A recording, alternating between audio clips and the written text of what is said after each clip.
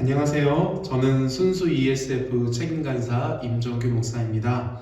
2020년 1학기 온라인 성경학교에 오신 여러분을 진심으로 환영합니다. 이번 성경학교 과목은 예레미야 애가입니다. 먼저 예레미야 애가를 선택한 두 가지 이유와 예레미야 애가에 대해서 서론적으로 간략하게 살펴보고자 합니다. 먼저 이번 성경학교 과목을 예레미야 애가로 선택한 이유가 있는데요. 첫 번째는 순수 ESF의 말씀운동 계획에 따른 것입니다.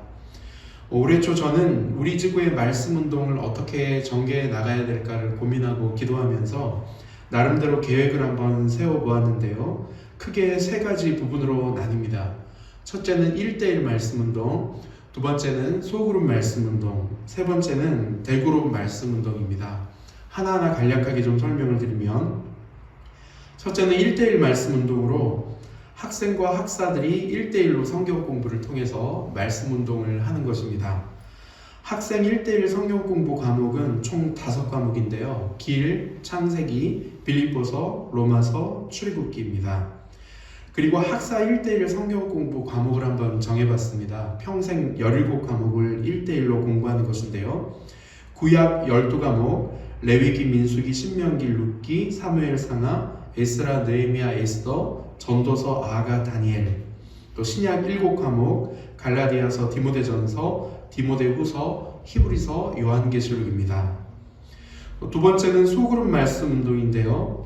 학생과 학사들이 소그룹으로 성경 공부를 통해서 말씀 운동을 하는 것 하나하고, 또 우리가 목장 모임을 할 때 목장 모임에서 성경 공부를 하는 것입니다. 먼저 학생 소그룹 성경 공부 과목은 여러분들도 잘 아시다시피 총 4과목으로 마태복음, 마가복음, 누가복음, 요한복음입니다. 그리고 학사 소그룹 성경 공부 운동을 진행해 나가고자 하는데요.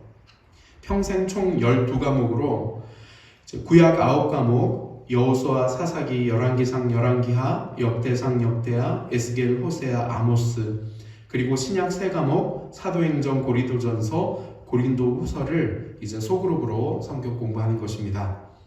다음으로 목장 모임에서는 이제 학사들만 진행을 하는데요. 총 5과목으로 잠언, 요한 1서, 요한 2서, 요한 3서, 유다서 등입니다. 이제 크게 세 번째로 대그룹 말씀 운동인데요. 두 가지로 나누자면 채플 설교와 성경학교입니다. 먼저 학생, 학사, 목장, 연합예배 설교 본문으로 총 4과목을 공부하고자 합니다. 욥기, 시편, 이사야, 예레미야를 공부합니다. 다음으로 성경학교 과목은 총 20과목인데요. 구약 11과목, 바로 그 첫 과목이 예레미야 애가입니다. 요엘, 오바댜, 요나, 미가, 나움, 하박국, 스바냐, 학계, 스가랴, 말라기 순으로 공부하고, 또 신약은 9과목인데 에베소서, 골로새서, 데살로니가전서, 데살로니가후서, 디도서, 빌레몬서, 야고보서, 베드로전서, 베드로후서 등입니다. 이상 세 가지 종류의 성경 공부, 즉 1대1 소그룹, 대그룹 성경 공부를 통해서 평생 성경을 66권 권별로 공부할 수 있게 됩니다. 이 외에도 성경 66권을 이제는 조직적으로 공부하는 조직신학이라고 하죠. 또 역사적으로 공부하는 역사신학, 또 실천적으로 공부하는 실천신학에 관한 주요 도서들을 함께 읽고 공부할 예정입니다. 그리고 이 책으로 공부하기에 한계가 있는 과목들, 예를 들면 성경 개관 같은 과목들, 그리고 조직신학 같은 과목들은 이제 오프라인 성경 공부반을 개설해서 학사님들과 함께 진행할 예정입니다.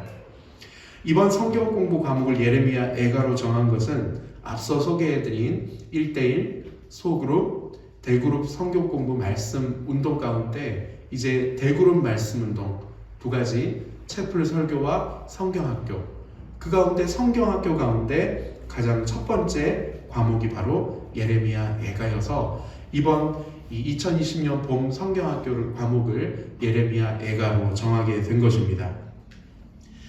제가 이번 성경학교 과목을 예레미야 애가로 선택한 두 번째 이유가 있는데요. 그 이유는 순수 ESF의 공동체적 필요에 따른 것입니다.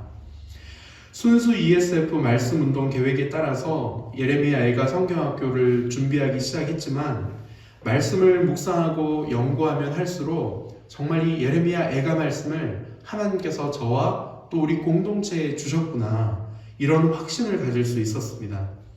하나님께서 저와 순수 ESF 공동체에 이 말씀을 주신다는 그런 확고한 믿음이 생기게 된 것입니다. 사실 코로나19 사태로 인해서 성경학교를 취소할까도 고민을 했었는데, 온라인으로 반드시 이 말씀을 나눠야겠다는 그런 어떤 믿음과 확신이 생겨서 예레미야 애가를 선택하게 되었습니다. 자, 그러면 이제 예레미야 애가가 과연 어떤 책이길래 오늘 이 시점에서 예레미야 애가를 우리가 함께 공부해야 되는가, 이 말씀을 우리가 왜 들어야 하는가를 잠깐 설명을 드리고자 합니다. 예레미야 애가는 한마디로 예레미야가 기록한 슬픔의 시입니다. 1장부터 5장까지 되어 있는데요. 바로 크게 5편의 시라고 보시면 됩니다. 예레미야는 무엇이 그토록 슬펐을까요? 무엇이 그토록 슬펐기에 이제 이토록 시를 짓기까지 한 것일까요? 한마디로 나라를 잃은 슬픔 때문이었습니다. 예레미야는 예레미야 애가를 통해서 이스라엘 나라가 망한 처참한 모습을 바로 묘사합니다. 그리고 나서 도대체 이 이스라엘이 왜 망했는지를 또 노래합니다. 그리고 과연 이 망국 이스라엘에게도 소망이 있을까에 관한 부분을 이제 노래합니다. 예레미야는 왜 이처럼 처참한 역사를 기록으로 남겼을까요? 한마디로 이제 이스라엘의 다음 세대가 이스라엘의 멸망을 기억하게 하기 위해서, 그리고 다시는 이스라엘의 이런 멸망을 반복하지 않게 하기 위해서 바로 기록으로 남긴 것입니다.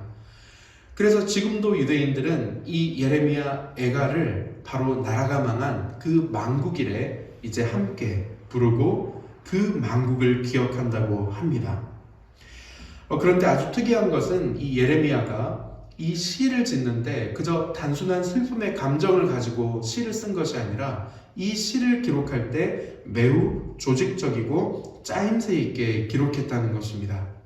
이 3장을 제외한 1장에서 5장이 전부 22절로 구성이 되어 있습니다. 왜 22절로 구성을 했을까요? 그것은 바로 히브리어 알파벳이 22개였기 때문인데요.